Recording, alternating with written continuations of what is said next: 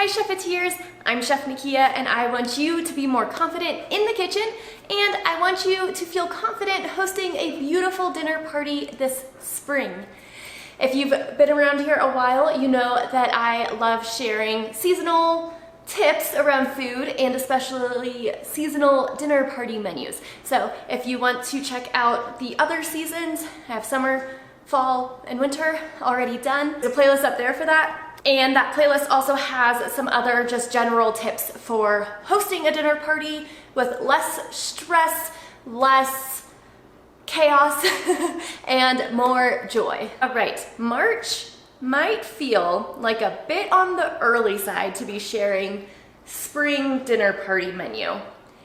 And if you also live in Colorado, like I do, you might think that spring has just been happening ever since the end of fall because we have barely gotten any snow. I think this year we've had more days in the 50s and 60s than we have under like 32. So it still feels like I'm waiting for winter to happen here in Colorado. But I wanted to share this spring dinner party because spring produce is going to be popping up in stores relatively soon.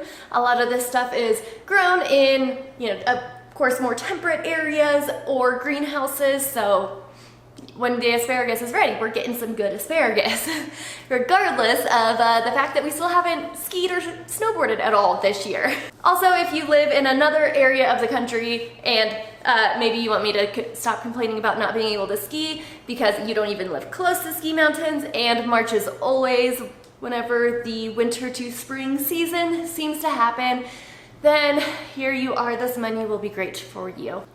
As I've done in previous seasonal menu party guides, I will go through the specific recipes that I've chosen, the seasonal produce that these recipes highlight, and then a timeline, execution timeline for the couple days leading up to your dinner party, because the vast majority of the time, you can get a fair amount of stuff prepped days leading up to your dinner party, and this will help you be so much less stressed come the day of.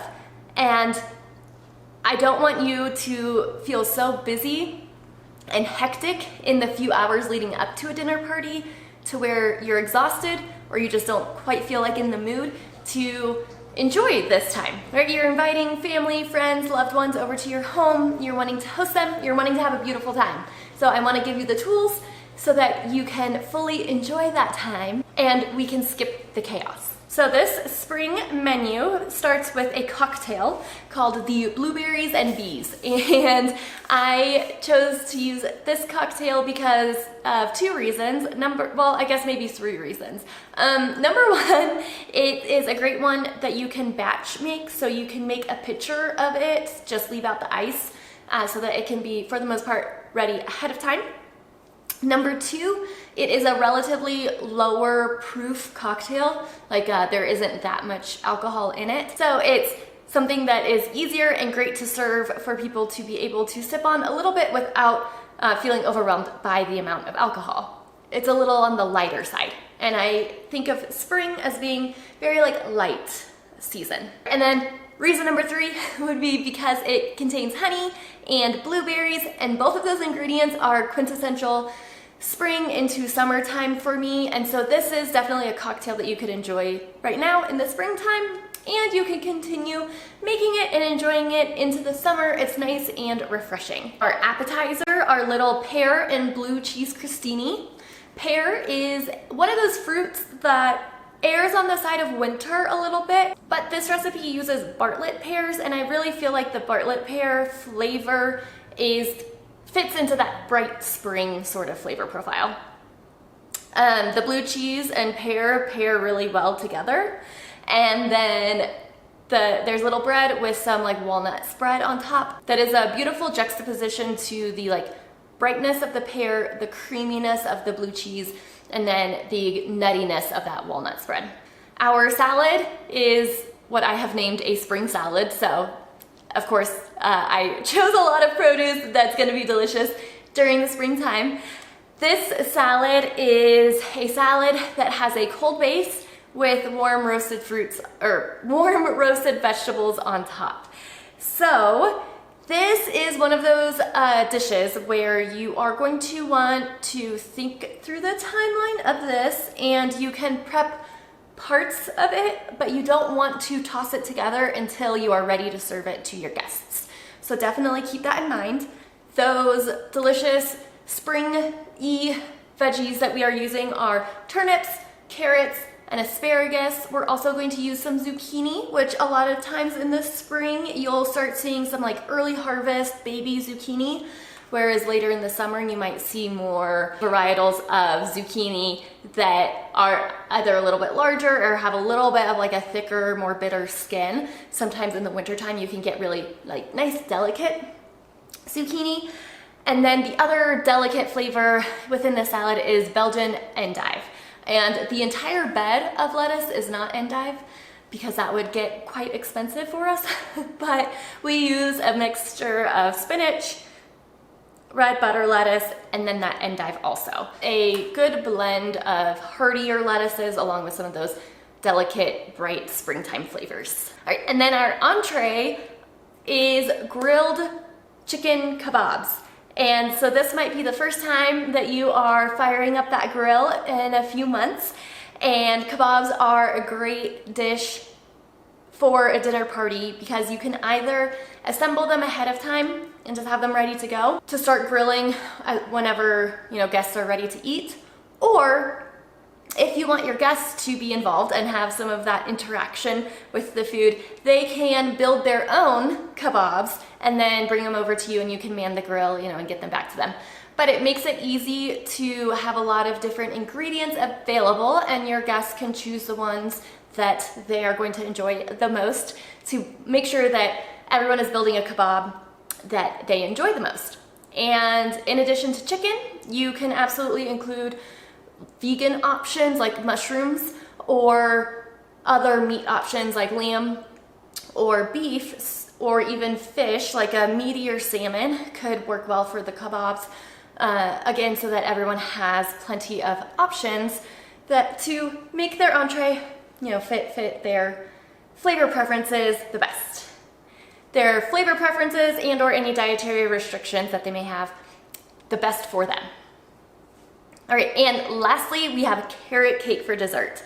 Carrot cake is very quintessential of spring. I think that carrot cake can be delicious most times of the year, but there's just something about the months of April and May that just really get me excited to make a delicious carrot cake. So we'll get into this carrot cake recipe a little bit more later, but it is full of fruits and vegetables and spices with a rich cream cheese icing, and so it is definitely going to be a crowd pleaser. Now I have all of these recipes along with a shopping list and this execution timeline that I'm about to go over with you all in a little menu package. It also includes some easily printable little menu cards, so if you want to set the table and as people arrive they can, you know, review the menu in front of them. You can download all of this at the link below. Through that link you could also find the summer, fall, and winter ones. And if you have any questions, you would like any additional like dietary restriction customization, or if you would like things scaled to a different size party, just let me know in the notes and I can come back and work with you to make sure that we customize this package to be perfect for your event. At the link below, you can find your own, you know, printable versions of shopping list, execution timeline, all of the recipes, and cute little menu cards. Okay, so having recipes that use delicious seasonal produce is awesome, but how are we gonna put this into practice and create a stress-free dinner party? This is where I'm gonna go over the execution timeline for you. As with many desserts, you can make this carrot cake way ahead of time. You could even make this carrot cake a few weeks ahead of time and put it in the freezer. It's totally fine, frozen and thawed. Of course, if you don't want to start working on this weeks ahead of time, that's all good too. 3 to 4 days before your dinner party, you can go ahead and start baking off these cake layers. Now, in the cake layer, I have included chopped almonds for a nutty element, but you can totally use walnuts or pecans or whatever your favorite nut for carrot cake is. There's grated carrots, of course. There's dried cranberries, and so you are gonna wanna soak these before you mix them in to your cake batter. But you could also use dried raisins or any of your other favorite dried fruit. If it's the summertime, sometimes I will do dried pineapple instead for a little bit of a tropical, a little bit more summery flavor. I also do like including coconut in my carrot cake batter. And then well, maybe not all, but a lot of the baking spices, like cinnamon, nutmeg, cloves, and allspice.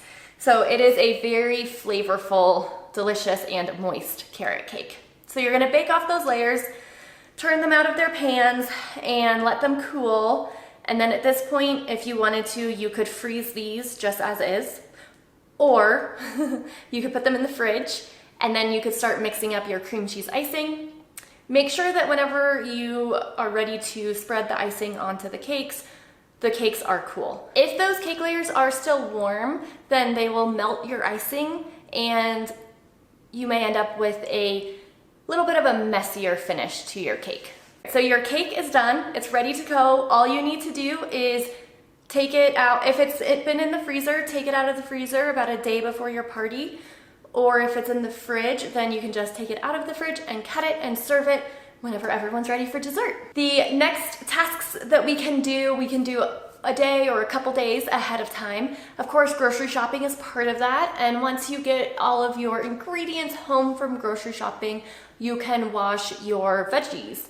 Any of the vegetables that you're going to use in the kebabs or the salad or the pears. So once all of your vegetables are washed, then you can decide which ones you are going to prep, meaning how you need to like slice it or dice it, chop it, so that once you are ready to, for example, let's say build your grilled chicken kebabs, the veggies are just ready for you. Another optional day or two before the party task would be to wash, like rinse and spin dry all of the lettuces for your salad. The last big task that you might want to get done a day or two ahead of time would be making the walnut spread for those pear and blue cheese crostini. You can, instead of using this recipe, the full thing, and making your own spread, you can just use walnut butter or peanut butter, almond butter, cashew butter, whatever your favorite type of nut butter is. And if you want, you can add some extra like baking spices to it. Or you can make this walnut spread from scratch a couple days before your party. So the morning of your party, what do you want to make sure is already accomplished? Well, it would be great to have your carrot cake completely made, built, and cooling in the fridge. Also having all of your vegetables, lettuces washed and dried, and then any of your kebab veggies or salad veggies sliced, diced, prepped for their next step. And then if you are making that walnut spread from scratch, go ahead and have that completely made. Then the next things you're going to want to do is mix together. So batch mix that cocktail. You're gonna make a honey simple syrup and you can let that cool. And then you're gonna make sure that everything gets in that pitcher except for the ice. Don't add the ice until you're ready to serve the drink because you don't want that ice to be diluting your beverage that much.